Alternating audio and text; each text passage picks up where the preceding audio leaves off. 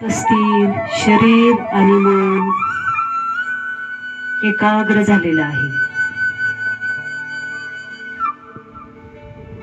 सूर्यनमस्कारातून आलेला थकवा, बासरीचा आवाज ऐकत ऐकत श्वास सोडत सोडत पूर्ण थकवा बाहेर काढायचा आहे.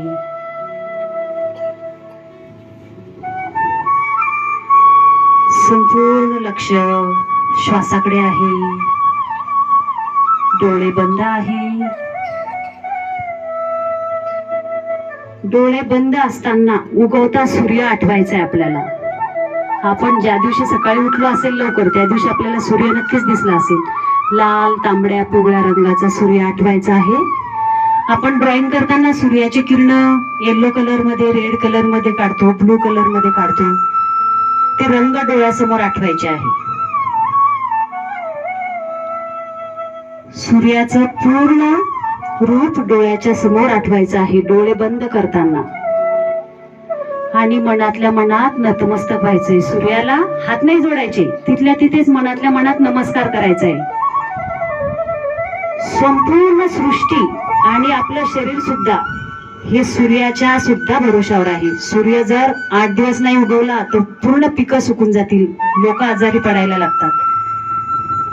म्हणून सूर्याबद्दल सुद्धा कृतज्ञता व्यक्त करायची आहे आणि मनातल्या मनात नतमस्तक व्हायचं आहे. मनातल्या मनातच नमस्कार करायचा आहे.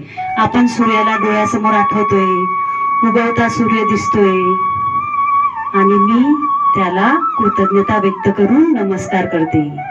हे सूर्य देवता, तुझ्यामुळेच आम्हाला हे जीवन दिसत आहे.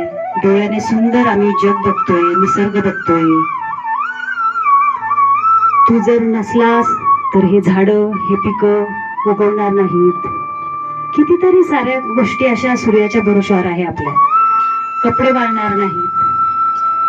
पाणी सुद्धा पडतो तो सूर्य जेव्हा जास्त तपतो त्याच वर्षी पाऊस सुद्धा जास्त पडत असतो. म्हणून सूर्याला सुद्धा खूप महत्व आहे. परत एकदा डोळ्यासमोर सूर्याचं चित्र आठवायचं आहे.